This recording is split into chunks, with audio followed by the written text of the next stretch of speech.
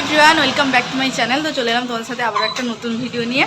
তো আমি আমার মামাদিদাকে নিয়ে এসেছি আমাদের পিজিতে, কারণ তোমরা জানো যে দীঘা আমাদের থেকে, দীঘা জগন্নাথ মন্দির আমাদের থেকে মানে খুব একটা বেশি দূরে না। তো আজকে নিয়ে যাব ঘুরতে।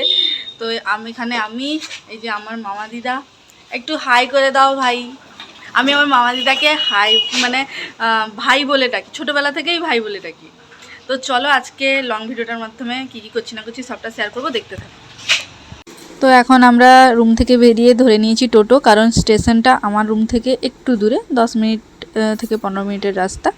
তার জন্য টোটো ধরে নিয়েছি। টোটো থেকে নেমে সোজা স্টেশনে চলে গেছি আমি টিকিট কাটতে, টিকিট কাউন্টারে। টিকিটটা কেটেই চলে যাব। তো আমি 20 মিনিট মতো আগেই চলে এসেছিলাম। যাই হোক, সেটা বড় কথা না, কিন্তু ব্যাপার হচ্ছে মেঘ এত উঠছে। সকালে প্রথমে ফাঁকা ছিল, কিন্তু স্টেশনে আসার পর দেখছি মেঘ এত জোরে উঠছে, মনে হচ্ছে তো বৃষ্টি হবে, কি হবে জানি না। চলো দেখা যাক। যাই হোক, তো এখন আমি ট্রেন ধরে নিয়েছি। মানে কিছুক্ষণ ওয়েট করার পরে ট্রেন চলে এসছে। তো ট্রেন ধরে নিয়েছি, এখন নেমে গেছি দীঘা স্টেশনে।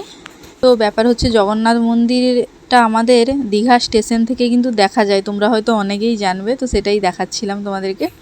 তো ওখান থেকে গিয়ে সোজা মন্দিরে চলে যাওয়ার জন্য আমি এখানে জুতো যে রাখা হয় ওই জন্য ওখানে একটা ব্যাগ নিচ্ছিলাম। কিন্তু এত ভিড়, আর কি বলবো, একটাতে গেলাম ওটাতে এত ভিড়, লাস্টে আমি ওখান থেকে পালিয়ে আরেকটাতে চলে গেলাম। তো যাই হোক, ওখান থেকে একটা ব্যাগ ম্যানেজ করে সমস্ত জুতো ওই ব্যাগের মধ্যে রেখে মন্দিরে ঢুকবো, প্রসাদ কিনবো, অনেক কিছু রয়েছে। কিন্তু এর মধ্যে চলে এসেছে এত বৃষ্টি, আর কি বলবো। এই দাঁড়িয়েছি, তাও ফোটা বৃষ্টি পড়তেই আছে। জানি না আজকে সারাদিনটা কেমন কাটবে, ভয়ও লাগছে। যেইটা ভাবছিলাম সেটাই হলো। জুতো টুতো রেখে আসতে না আসতেই বৃষ্টি এত অঝরঝরে সৃষ্টি মানে শুরু হয়েছে, তোমরা দেখতেই পাচ্ছ আশা করি। তো যাই হোক, চলে যখন এসেছি কোনো কিছু আর করার নেই, বৃষ্টি হোক যা হোক, ছাতা ফুটিয়ে চলো।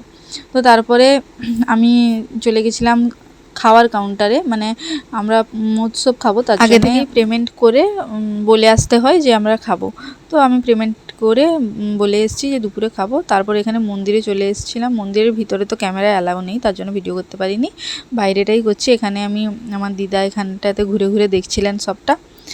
তো যাই হোক, পুজো টুজো দিয়ে বেরিয়ে এসে নিজেরাও, মানে বৃষ্টি হচ্ছে তবুও একটু ঘুরে নিলাম। যাই হোক, ওখান থেকে ঘোরা কমপ্লিট করে বেরিয়ে এসেছিলাম একটু দীঘার দিকে যাব বলে।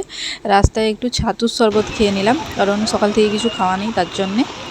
আর দীঘার অবস্থাটা তোমরা একটু দেখো বৃষ্টিতে, মানে কি আর বলবো, তোমরাই দেখে নাও নিজে।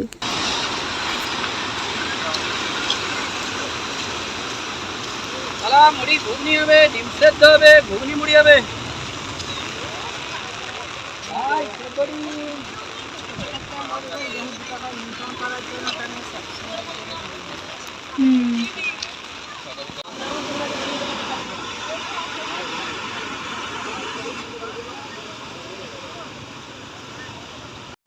তো দীঘা থেকে আবারও চলে এসেছি সোজা মন্দিরে।